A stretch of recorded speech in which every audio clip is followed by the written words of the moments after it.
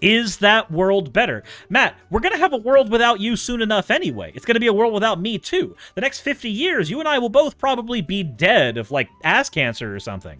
A world without us is a world that existed, what, 30, 40 years ago, and will exist 50 years from now. That doesn't matter. What matters is, as a net rule, is that world better?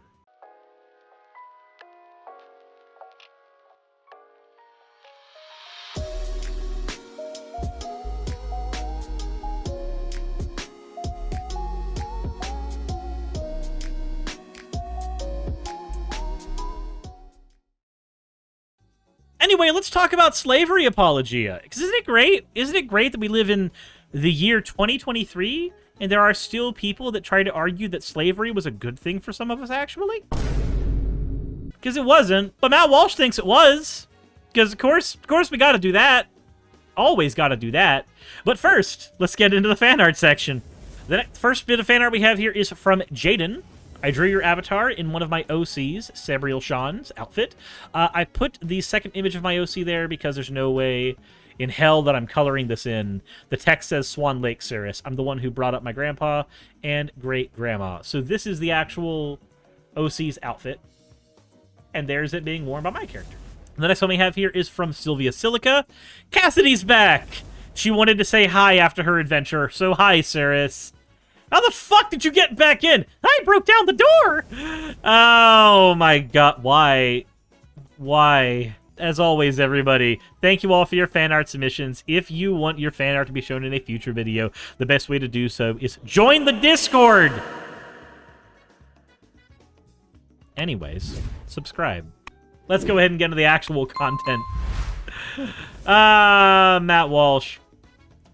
Of course, that's only one argument against the reparations idea. There are many more and better ones. I've outlined most of them on the show at various points in the past. But today I'd like to talk about and call attention to a different argument against reparations. One that is, by our culture's standards, rather unspeakable. Which doesn't mean that it's wrong. In fact, it normally means precisely the opposite. A guy named Wilford Riley, who's a college professor with a decent social media following, who also happens to be a black man, made this point on Twitter yesterday. Here's what he tweeted. An awkward historical fact, which genuinely complicates the reparations debate, is that black Americans are just obviously better off on average than we would have been had our ancestors never come to the United States.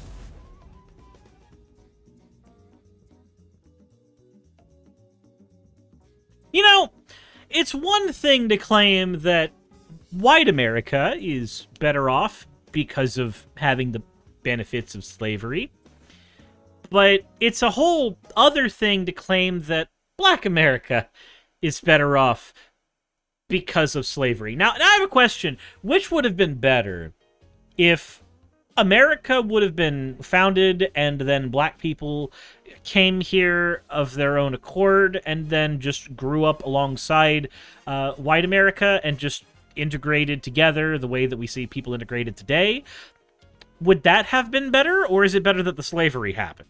Because I don't think it's better that the slavery happened. I think my brain breaks trying to think of how black America is better or black Americans are better because of slavery. Because after slavery, you have redlining and Jim Crow and all kinds of other things, segregation.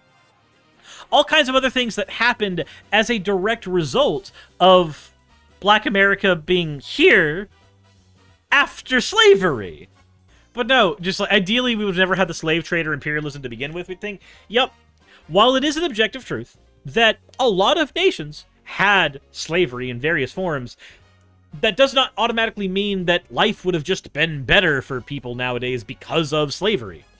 That's to argue that you have perfect knowledge of history and that you can't conceive of a way in which the world would have been better without that slavery. Suris, he's talking about Africa itself being mostly comprised of developing nations. Yeah, and gee, I wonder why. I wonder why a lot of nations in Africa tend to be mostly developing. I wonder why that is. Because it's not the racial component.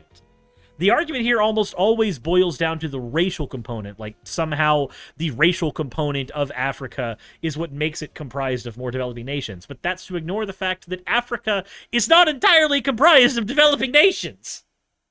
And it's ignoring the amount of areas of that continent that fucking the United Kingdom colonized and fucked up for years going forward. There's a lot of issues with that statement. Pointing out something this self-evidently true isn't justifying slavery, which was obviously terrible for slaves and existed globally in 1850. But no one arguing for that $5 million today in LA is or has ever been a slave. Pro-POC affirmative action has been the law since '67. Now, he's not the first person to make this point. I remember hearing Dinesh D'Souza articulating the same point years and years ago. So for this point to make sense, you have to have the routinely and notoriously naive idea that the minute that we abolished slavery, everything went hunky-dory for people who were slaves. The minute that slavery went out the window, everything was equal between the races, and everything was perfect and great. And apparently we have an armistice now, so fuck me, Redeems will never be the same from this point forward, at least for the next hour. But thank you very much for that, Redeem, Sweet Melody. When you make this claim that things are better for people now because of slavery before, I can point to literally anything that happened in the past. We made the light bulb. Things are better because of the light bulb. Hey, we had the Revolutionary War. Maybe things are better because of that. We don't know. There's no way to know that things are better or would not have been better under a different set of circumstances. There's no real way of knowing that offhand. But when you say that slavery only affected people that were slaves back then and has had no negative effects going forward, you're basically trying to argue against reality. We have seen the effects of redlining going forward. We have seen the effects of the way police handle largely black neighborhoods going forward. We've seen these effects, and they're usually because of generational wealth not being accumulated in black families the same way it accumulates in white families. Now, why is that the case? Because a series of systems have been put in place over the last 150 years that have made it harder and harder for wealth to accumulate in those families. Now, it doesn't mean it's impossible. It doesn't mean that it's not a thing that has happened or can happen, but it is something that has been historically more difficult. And I say generational wealth because even if everything is all equal right now, today, that does not mean that it has been the case for the last 50 years, 60 years, 70 years, 80 years. Generational wealth is, by definition, generational. It is something that accumulates from one set of your ancestry to the next set in that lineage. If you are unable to accumulate that wealth as smoothly, you are going to have a lower representation of generational wealth going forward. And that has been a large indicator for success in many families for years. But okay. And the only thing that makes the point controversial is the insistence by disingenuous idiots to misconstrue it. They will say, as was referenced, that you're justifying slavery or defending it, perhaps even advocating for more of it. But that is obviously not the point. Okay, so here's the thing. When you say that people are better off because of slavery, that is a justification for it. That is a justification that it happened. That is what that is. It's also a claim that doesn't have any real evidence. Point is that the push for reparations rests on the notion that Black Americans are in a considerably worse spot today than they would have been had their ancestors never been brought here as slaves. They say that we must repair this damage that Black Americans are currently experiencing, they say, to the tune of $5 million or $7.5 million or maybe $75 million. Black Americans today are the furthest removed from that historic atrocity and yet should be paid the most in restitution for it. That's the claim. Okay, so, Matt, definitionally, whoever exists in the present will always, always, always be the furthest removed from the event. If an event happened 150 years ago, you existing right now makes you the farthest removed from that event.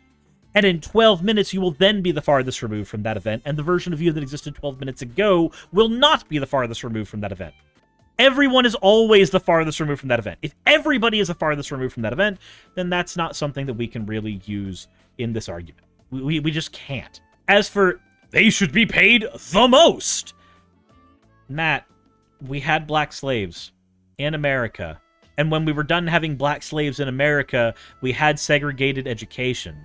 And on top of segregated education, we had red line districts. And on top of red line districts, we had police policies that led to over-policing in fucking neighborhoods.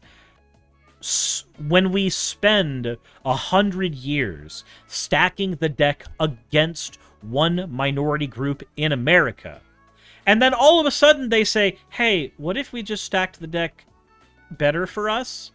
Not away from white people, mind you. Literally just give us a few more cards. If that's all that's being asked, who the fuck cares? I'm going to be honest. I want reparations to be given. I want that to be a thing that is just done so that conservatives can stop fucking bitching about it. It is such a non-issue. $75 million, if that's the amount that's there. I don't know. Matt said 3 different amounts here. $75 million? It's a lot of money to you and me. But it's a fucking drop in the hat for our nation. We are the richest nation in the world. Just spend the money, do the reparations thing, and then be done with it. And if conservatives want to continue bitching about it, we can point out that they're bitching about an issue that's long since been solved and done. Blue and Excella, thank you for redeeming your points for an ara. You fucking degen. Just spend the money, be done with it, and be finished. Just stop the whole conversation. I want to see if that money gets put to good use 30, 40, 50 years down the road, and for conservatives to shut the fuck up about it in the meantime. That's what I would like, personally. So we won Wisconsin Supreme Court, thank God. Nice. Team with Goblins, thank you for the 95 bits. The European slave trade during the 16th, 17th, 18th century weakened West African countries to the extent that when colonial invasions actually began during the 19th century, they were less able to resist. People do too benefit from the legacies of slavery, but Walsh has soup for brains and can't see how his history translates into contemporary inequalities and white privilege. Gee, imagine how that works. It's almost as if certain nations that have had certain oppression thrown on them by nations that have engaged in colonization and imperialization cause problems that are bad. What? Weird. But anyway, let's just continue. But this is a false notion. In fact, it seems rather clear that Black Americans are doing better here today than they would be had their ancestors generations ago never been brought to these shores. We can prove this point by simply asking which African country anyone asking for reparations would prefer to live in. The answer, of course, is none of them. Now, you might offer the rebuttal. It could be that they don't know anything about the countries that they would have lived in previously. I can't think of many countries I would rather live in besides the United States, except, I don't know, maybe Germany. Like, Germany, maybe Canada. Like, there are a few that I would take, but that's because I know about those countries. We don't know a lot in the American education system about various African countries. We're not taught that much about them. So when you ask, like, hey, which country would you rather live in? I don't know. I don't know enough about them, my guy.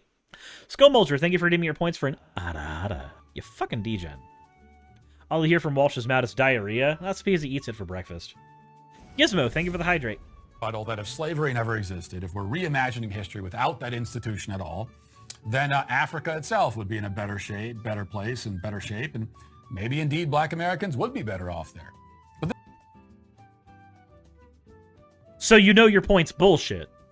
This seems highly unlikely, and it also ignores the fact that Africans participated in slavery and the slave trade as much as they were victims of it. Not to mention, if we're reimagining the world without African slavery, then we have to also imagine it without all other forms of global slavery, since African slavery was merely one variety, one offshoot of this global institution.